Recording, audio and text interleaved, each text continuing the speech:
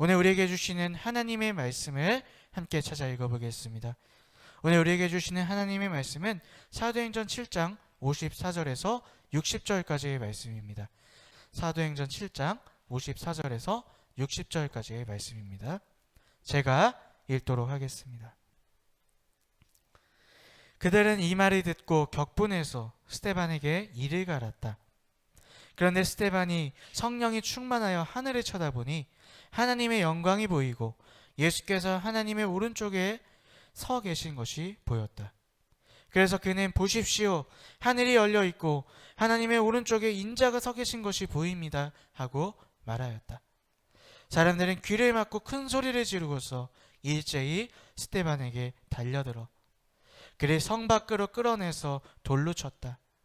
증인들은 옷을 벗어서 사울이라는 청년의 발 앞에 두었다.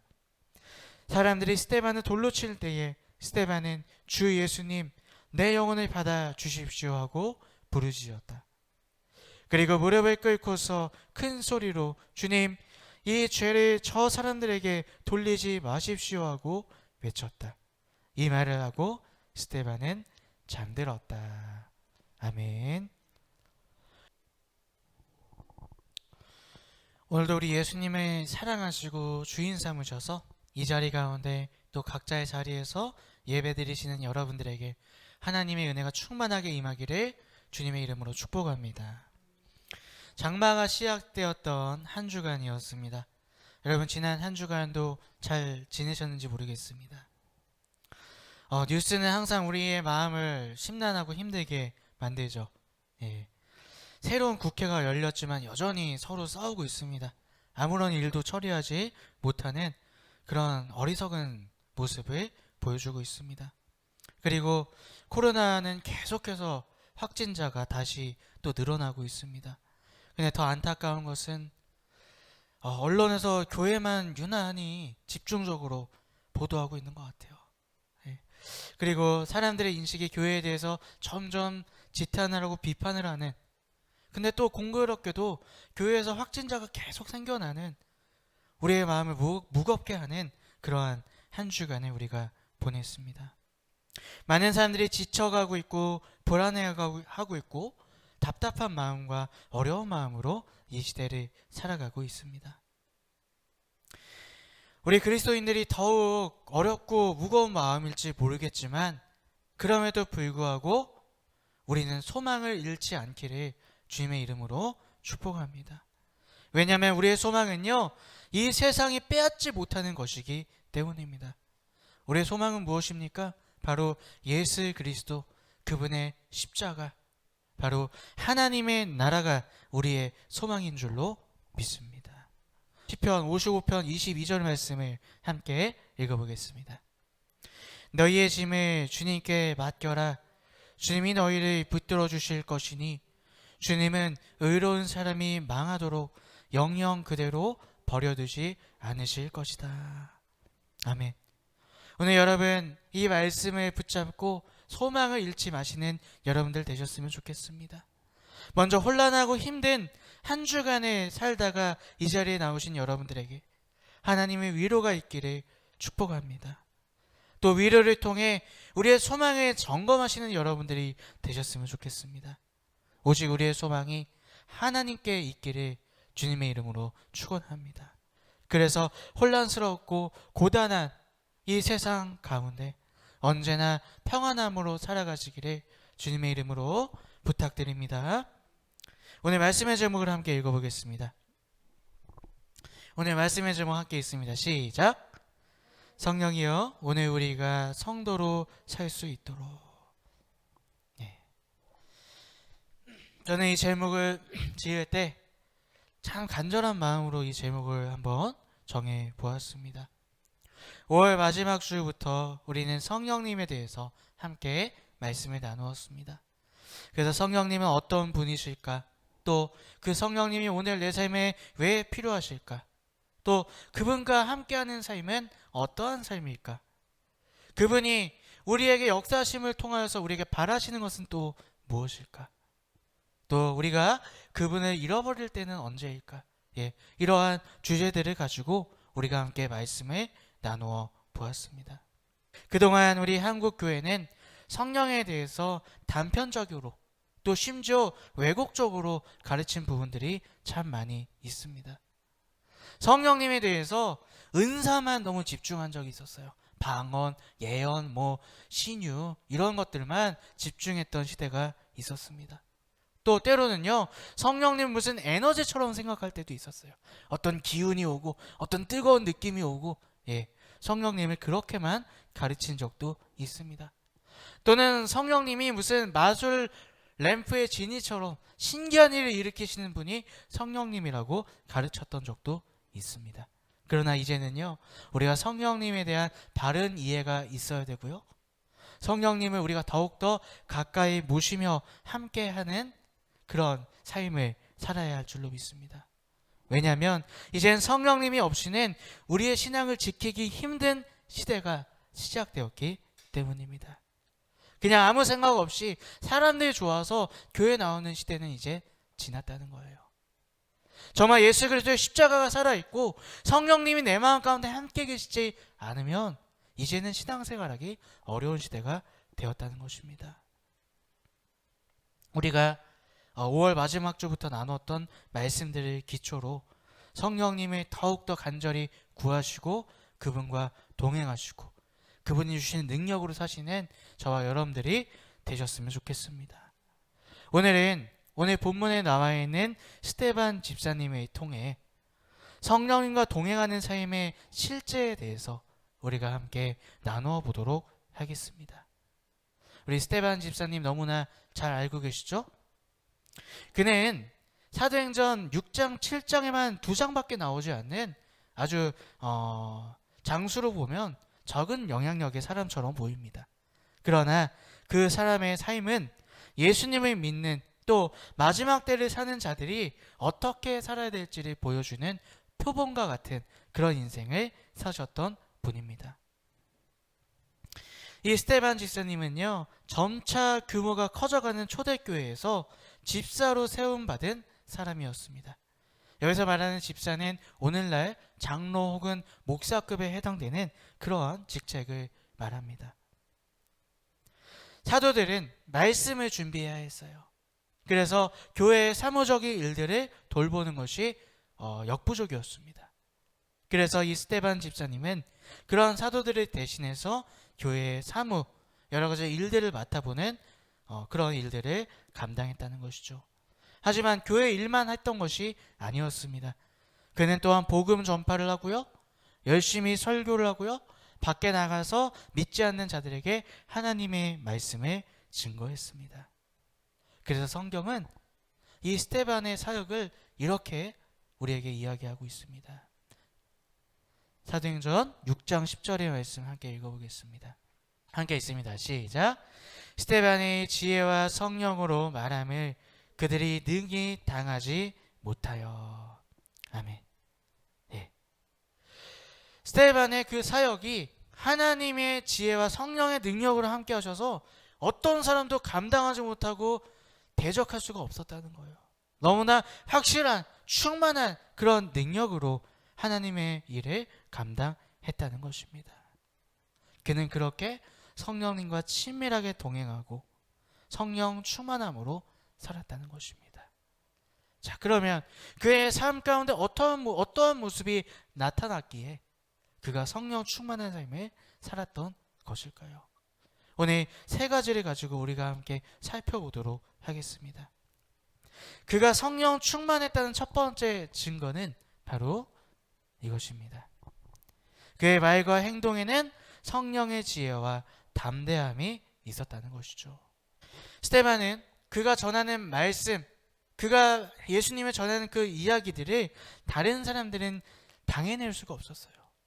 그 시대에 똑똑하고 지혜로운 사람들조차 그와 토론할 수조차 없었다고 성경은 이야기하고 있습니다. 당해낼 수 없는 유대인들이 꼼수를 씁니다. 사람을 사서 스데반의 누명을 씌웁니다. 그가 하나님을 모독했다고 누명을 씌워서 공회 앞으로 스데반을 잡아오게 합니다. 그 공회가 어떤 공회입니까? 예수님을 죽였던 사람들이 모여있는 곳이었습니다. 하지만 스데반은요, 그들 앞에서도 담대하게 하나님의 말씀을 선포합니다. 스데반이 이스라엘의 장대한 역사 속에서 하나님의 은혜가 여전히 함께하였음을 사도행전 7장 오늘 본문 위쪽에 그것을 이야기하고 있습니다. 그러면서 하나님의 그 동일하신 은혜와 반대로 하나님을 대적하고 불순종하고 교만하고 완악했던 이스라엘 민족을, 그들의 죄를 지적하는 말씀을 오늘 스데반이 그 공회 앞에서 담대하게 선포하고 있습니다. 성경책이 바로 하나님의 사랑에 대한 이야기이죠. 구약성서 어떻습니까? 이스라엘 민족을 향한 끝없는 하나님의 사랑의 이야기가 바로 구약성서입니다. 출애굽에서부터 로마 시대에 이르기까지 하나님은 끊임없이 이스라엘 민족을 돌보시고 사랑해 주십니다. 그리고 그들과 더욱더 친밀한 관계, 하나가 되길 원하셔서 십계명과 율법과 성전을 허락하여 주십니다. 하지만 유대인들은요, 하나님을 주목한 것이 아니었어요. 십계명을 통해, 율법을 통해, 성전을 통해 하나님께 나아가는 것이 아니라 하나님이 주신 도구에 주목했다는 것입니다. 그들의 목적은 하나님이 아니었어요. 하나님께 가까이 나아가는 것이 아니었습니다. 자기의 욕심을 이루고 복받는 것이 그들의 목적이었습니다. 그래서 하나님이 아닌 하나님이 주신 도구들에 주목하기 시작하고, 그러한 도구들이 있다는 것에 자기네들이 특권이라고 생각하고, 그거 도구들을 가지고 자기를 돌아보고 하나님께 나아가는 것이 아니라 그 도구를 가지고 다른 사람을 판단하고 정죄하기 시작했다는 것이죠. 그래서 그것이 아니라고 말하는 선지자들을 죽이고 심지어 예수님까지도 십자가에 못 박게 되었다는 것입니다. 스데반은요, 이것을 예수님을 영접하고 성령님의 충만함으로 말미암아 그분이 주시는 지혜로 이것들을 깨닫게 되었어요. 아, 우리 민족이 지금까지 잘못 믿었구나. 우리 민족이 지금까지 하나님 앞에서 교만하고 완악한 자들이었구나. 이것을 깨달았어요. 그리고 자기만 알고 있었던 것이 아니라 공회 앞에서 예수님을 죽였던 그 무서운 사람들 앞에서도 담대하게 이 진리의 말씀을 선포하게 되었던 것입니다. 우리 51절 말씀 함께 읽어보겠습니다. 7장 51절입니다. 목이 곧고 마음의 귀에 할례를 받지 못한 사람들이여, 당신들은 언제나 성령을 거역하고 있습니다. 당신의 조상들이 한 그대로 당신들도 하고 있습니다. 아멘. 네, 스데반은 성령님과 함께함으로 성령이 주시는 그 지혜로 말씀의 진리를 깨닫고 예수님을 죽였던 그 공회 앞에서 담대하게 그 하나님의 말씀을 선포했다는 것입니다. 성령 충만함의 첫 번째 증거는 바로 지혜와 담대함입니다. 여러분, 담대함이 어떤 거라고 말씀하시겠습니까? 담대함이란 강한 걸 얘기하는 걸까요? 싸워서 이기는 것이 담대함일까요? 성경에서 말하는 담대함이라는 것은 말씀 가운데서 깨달은 진리를 언제 어디서나 누구에게든지 일관되게 선포하고 깨닫게 하는 것. 언제 어디서나 누구에게나 자신 있게 하나님의 말씀을 증거할 수 있는 것, 이것이 바로 담대함인 줄로 믿습니다. 이 시대에 우리가 구해야 하는 것, 성령 충만하여 바로 지혜와 담대함을 구해야 할 줄로 믿습니다. 말씀 가운데 어떻게 무엇을 붙잡고 살지를 먼저 깨달으시는 여러분들이 되셨으면 좋겠습니다. 또한 하나님 예수님이 기뻐하시는 신앙이 어떠한 신앙생활인지도 깨달으셨으면 좋겠습니다. 그리고 성령의 지혜로 그것들을 깨달았다면 이제는 담대하게 그 진리를 행하며 내 주변 사람들에게 선포하며 살아가시는 저와 여러분들이 되시기를 주님의 이름으로 축복합니다. 요즘 우리 교회 가운데 이 땅의 교회들 가운데 가장 큰 이슈가 뭘까요? 현장 예배죠. 현장 예배를 재개해야 되는지 말아야 되는지, 또 목사님들도 의견이 분분하게 나눠지고 있고요. 성도들 사이에서도 의견이 다릅니다.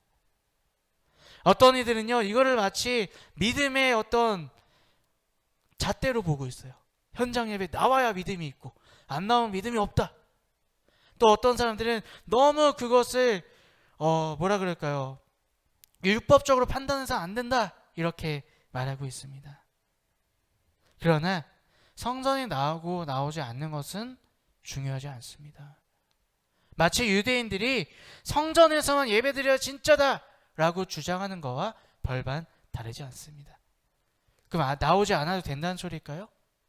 나오고 안 나오는 것이 중요한 것이 아니라 정말 내 삶 가운데서 내가 교회에 나오든지 안 나오든지 예수님이 첫 번째 되시는지를 우리가 항상 점검해 보아야 한다는 것입니다. 그래서 내가 교회에 나오지 못하더라도 내 삶 가운데 주님이 주시는 진리의 말씀을 붙잡고 담대함으로 살아가고 있는가? 그러지 못하고 있는가? 내 믿음이 약해져 있지는 않는가? 그것을 판단하는 것이 먼저 우선이라는 것입니다. 그리고 내가 어떻게 하면 그 성령님의 지혜와 담대함으로 내 삶을, 내 인생을 살아갈 수 있을까?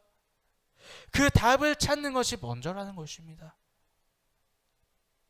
교회에 나와 앉아 있음에도 불구하고요, 그 지혜와 담대함이 없다면 아무 소용이 없는 것이고요, 교회에 나오지 못한다 할지라도 그 지혜와 담대함으로 오늘 하루를 그리스도인으로 살고 있다면 그분은 주님께서 인정하시는 참 그리스도인이라는 것입니다. 여러분, 이 시대 가운데 어떠한 뭘 하고 안 하고 이것을 따지는 여러분들이 아니라 정말 내 삶 가운데 성령의 지혜와 담대함으로 살아가고 있는가, 이것을 돌아보시고 이 성령의 지혜와 담대함을 구하시는 저와 여러분들이 되시기를 주님의 이름으로 축복합니다. 아멘. 자, 스데반이 성령 충만함의 사람으로 살았다는 두 번째 증거를 또 한번 보도록 하겠습니다. 두 번째 증거는요, 그는 모든 상황 속에서 자신과 함께 하시는 예수 그리스도를 주목했습니다. 이것이 그가 성령 충만한 사람이었다는 두 번째 증거입니다. 우리가 말하는 믿음이라는 것은 무엇일까요? 믿음. 교회에서 많이 얘기하죠. 믿음. 그 믿음이라는 것은요, 신뢰하고 바라본다는 의미를 가지고 있습니다. 내 눈앞에 무슨 일이 있던지 간에 어떤 상황이 닥치던지 간에 예수 그리스도를 바라보는 것, 그것이 바로 믿음이라는 것입니다. 스데반이요, 사람들 앞에서 하나님의 진리의 말씀을 선포하고 그들의 죄를 지적합니다. 그랬더니 이 사람들이 스데반의 죽음의 지경까지 위협하는 모습을 보게 됩니다. 우리 오늘 본문 말씀 55절, 56절 말씀 함께 읽어보겠습니다. 그런데 스데반이 성령이 충만하여 하늘을 쳐다보니 하나님의 영광이 보이고 예수께서 하나님의 오른쪽에 서 계신 것이 보였다. 그래서 그는 보십시오, 하늘이 열려 있고 하나님의 오른쪽에 인자가 서 계신 것이 보입니다 하고 말하였다. 아멘. 스데반이 하나님의 진리의 말씀을 가지고 이스라엘 사람들의 죄를 고발하니까요, 오늘 본문을 보니까 어떻습니까? 그들이 막 소리치고 살기가 등등해서 스데반을 바라봅니다. 근데 그때에 스데반은 그 사람들을 바라본 것이 아니에요. 성령이 충만하여 하늘을 바라보니까요, 예수님이 하나님 우편에 서 계셔서 스데반을 바라보고 계시는 것을 보게 되었다는 것입니다. 그래서 스데반은 두려워하지 않을 수 있었던 것입니다. 그의 눈에는요, 살기 등등한 사람들이 보였던 것이 아니라 자신을 맞아주시는, 자신과 여전히 함께 하시는 예수 그리스도가 보였다는 것입니다. 여러분, 그때만 무슨 초자연적인 사건이 일어나서 하늘이 막 열렸던 것일까요? 아니라는 거예요. 스데반은 항상 모든 상황 가운데 세상을 바라보고 사람을 바라보았던 것이 아니라 예수님을 주목하며 살았다는 것입니다. 이것이 바로 성령 충만함의 증거인 줄로 믿습니다. 믿음은 바라보는 것입니다. 무엇을 바라보시겠습니까? 여러분, 이것은 염세주의나 무슨 내세주의를 이야기하는 것이 아니에요.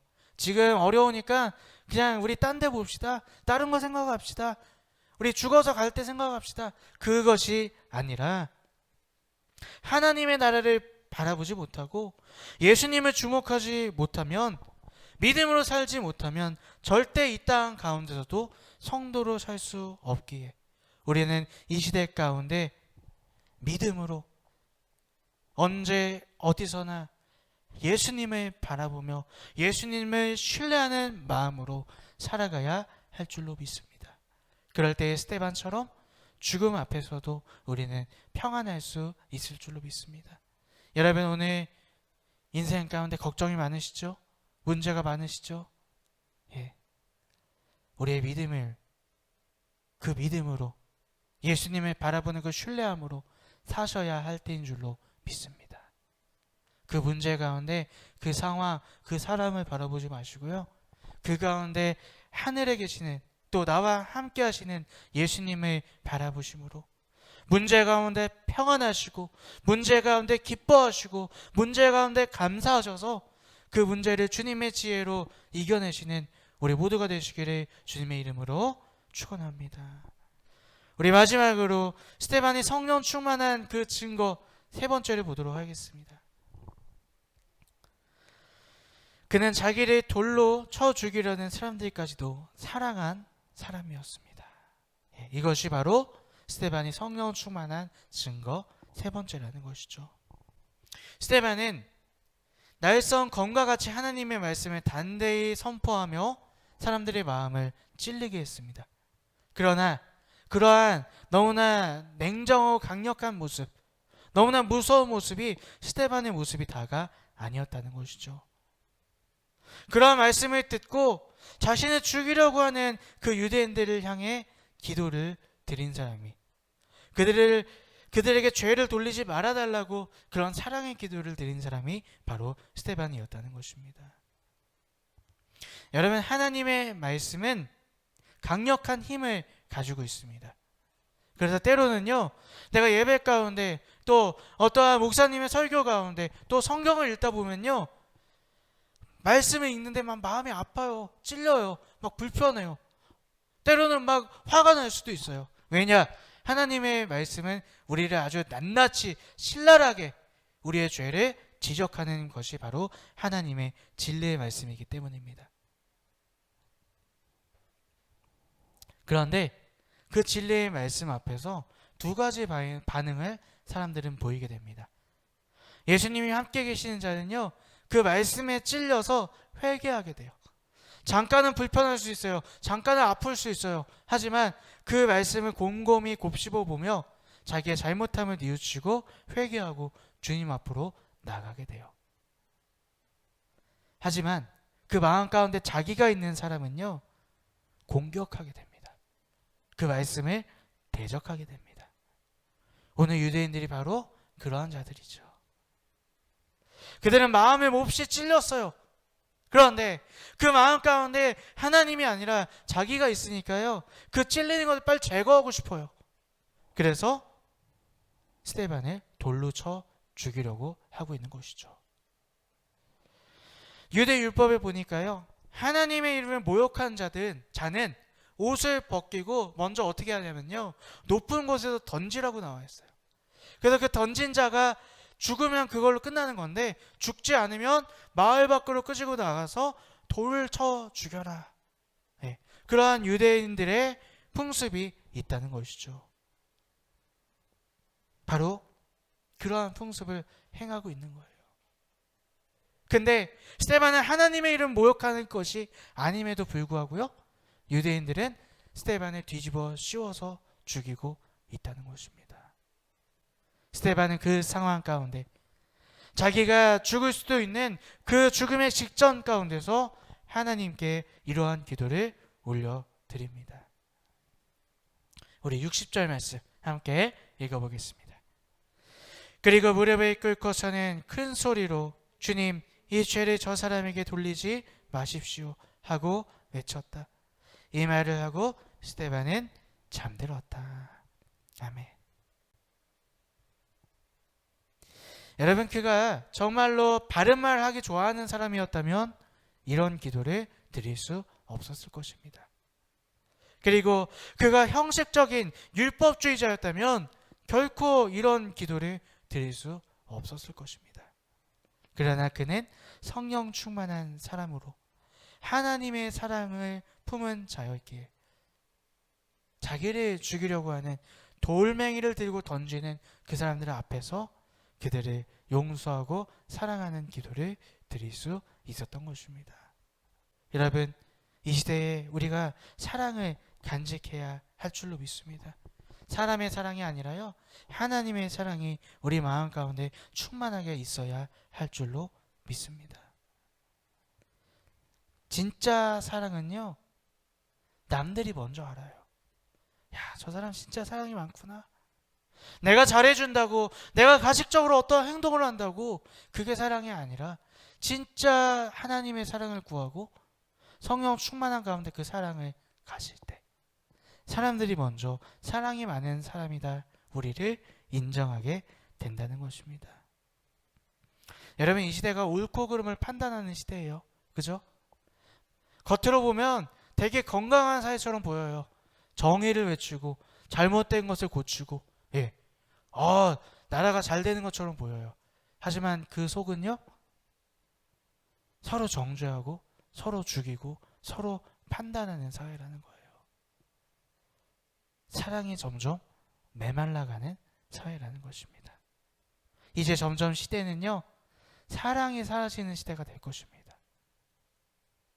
하나님의 사랑만 남게 되는, 사람이 자기 스스로 할 수 있는 사랑은 이제 사라지는 시대가 될 거예요. 이럴 때일수록 우리는 하나님의 사랑을 구하셔야 됩니다. 담대함과 함께 사랑을 가진 그러한 그리스도인이 되어야 할 줄로 믿습니다. 그래야 우리가 온전한 성령 충만함으로 성령의 인도하심 가운데 온전히 살아갈 수 있게 될 줄로 믿습니다. 우리 긴 시간 동안 우리가 성령님에 대해서 함께 나누었습니다.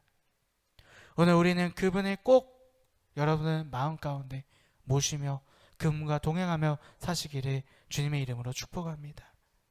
이제는 예수님을 전하는 것도, 교회에 나오는 것도, 예수님에 대해서 말하는 것도 어려운 시대입니다.